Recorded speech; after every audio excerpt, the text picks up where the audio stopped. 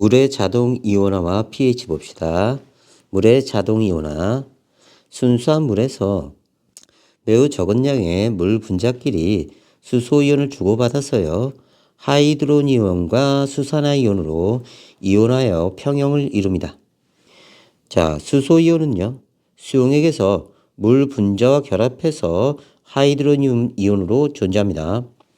물 분자와 물 분자가 반응해서 수소이온 하나가 이쪽으로 갑니다.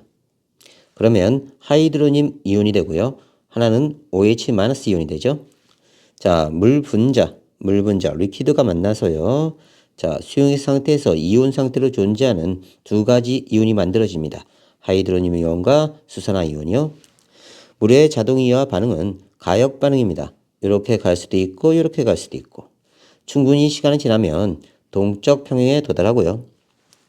물의 이온화 상수, 자, K값 앞에서 배웠죠? 근데 여기다 W 붙입니다. 물의 이온화 상수. 물의 자동 이온화 반응의 평형산수는요. 자, 물이 두 개니까요. H2O 제곱 됐죠? 그 다음에 하이드로늄 이온, 수산화 이온 농도를 곱하면 되는데요. 이때 H2O 리퀴드는요. 순수한 액체니까요. 평형상수식에 나타내지 않습니다. 그래서 KW 물의 이온화 상수는요. 하이드로늄 이온 농도 곱하기 수산화 이온 농도가 됩니다. 됐죠? 물의 이온화 상수 KW는요. 일정한 온도에서 물의 자동 이온화 반응이 평형을 이루었을 때 하이드로늄 이온의 몰농도와 수산화 이온의 몰농도가 일정하게 유지되어 그 몰농도 곱이 일정한 값을 갖는데요. 이를 물의 이온화 상수라고 합니다. 그래서 KW는요. 하이드로늄 이온의 몰농도 곱하기 수산화 이온의 몰농도로 나타내고요. 이 값이 항상 일정해요. 어떨 때? 온도가 일정할 때. 그래서 온도에 따른 물의 이온화 상수는요. 물의 자동 이온화 반응은 열을 흡수하는 흡열 반응입니다. 온도가 높을수록 평형이 정반응 쪽으로 이동해서 KW 값이 커져요. 다시 봅시다. 자, 물 분자 두 개가요. 하이드로늄 이온 H3O 플러스 이온과 수산화 이온 OH- 이온이 됩니다. 그러면 KW 값은요. 하이드로늄 이온 H3O 플러스 농도 곱하기 OH- 이온 농도예요. 그런데 이 자체가 흡열입니다. 흡열 정반응이요. 그러면 온도가 높아지면요. 이 화학 반응이 온도가 낮아지는 쪽으로 가야 되죠. 그래서 흡열 반응이 일어나요. 그러면 생성물 쪽이 증가합니다. 얘가 증가하니까요. 이온화 상수가 커지는 거예요. 그래서 온도가 높아지면요. 이온화 상수가 커집니다. 여기까지 됐죠? 다음 물의 이온화 상수는요. 평형상수의 일종이니까요. 온도에 의해서만 영향을 받고요. 온도가 같으면요. 항상 같은 값을 가져요. 25도씨에서 물의 이온화 상수 KW는요. 1 곱하기 10의 마이너스 14승이에요. 그래서 KW 하이드로늄 이온 농도 곱하기 수산화 이온의 농도 곱이 항상 10의 마이너스 14승이 돼야 됩니다. 어떨 때? 25도씨 때.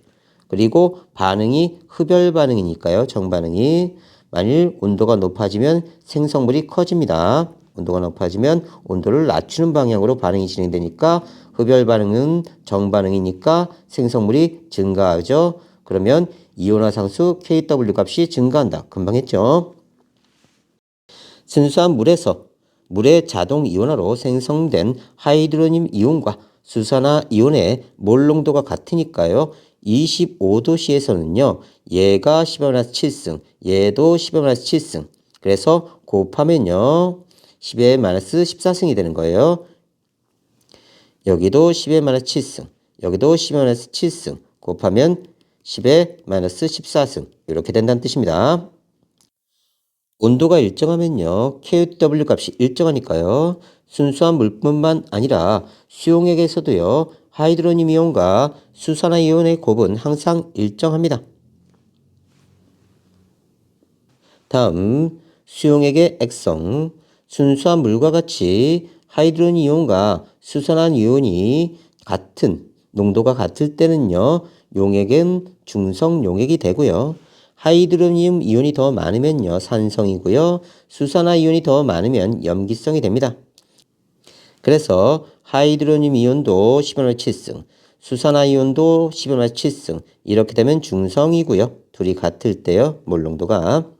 자, 몰농도가 하이드로늄 이온이 더 크다. 그러면 산성이 되는 거고요. 몰농도가 수산화 이온이 더 크다. 그러면 염기성이 된다. 자, 수용액의 액성, 중성 용액에 산을 넣으면요, 산이 내놓은 수소 이온에 의해 하이드로늄 이온이 증가하고요. 물의 자동 이온화 반응에서 생성물이 첨가된 것과 같으므로 평형이 역반응 쪽으로 이동하면서 수산화 이온의 농도가 감소합니다. 다시 봅시다. 두 개의 물 분자가 정반응과 역반응을 해서 H3O 플러스가 되고요. OH 마이너스 이온이 돼요. 자, 얘가 증가했답니다. 어디서? 외부에서 수소 이온을 첨가해서요. 그러면 역반응이 일어나야 됩니다. 역반응이 일어나면요, 얘가 점차 감소하겠죠. 됐죠? 그래서 산이 내놓은 수소 이온이 있어요. 그러면 산이 내놓은 수소 이온에 의해 하이드로늄 이온의 농도가 증가, 얘 농도 증가. 그러면 물의 자동 이온화 반응에서 생성물이 첨가된 거니까요, 평형이 역반응으로 됐죠. 그래서 수산화 이온이 감소한다. 수산화 이온 감소한다. 그래서 수산화 이온이 적어지면서 산성이 됩니다. 됐죠? 다음 중성 용액에 염기를 넣으면요, 염기가 내놓은 수산화 이온에 의해 수산화 이온이 증가하고요, 물의 자동 이온화 반응에서 생성물이 첨가된 것과 같으니까요, 평형이 역반응 쪽으로 이동하면서 하이드로겐 이온의 농도가 감소합니다. 다시 볼게요. 정반응, 역반응이 있고요. HCO 플러스 OH 마이너스가 되는데요. 얘가 증가한 겁니다. 얘가 많아지니까 생성물이 많아진 거예요. 그럼 역반응 돼서 얘가 점차 이쪽으로 갑니다. 그래서 얘가 줄어들어요. 됐죠? 그래서 OH- 이온이 더 많은 상태가 됩니다. 그래서 액성은요, 용액의 성질입니다. 그래서 산성, 중성, 염기성으로 구분한다.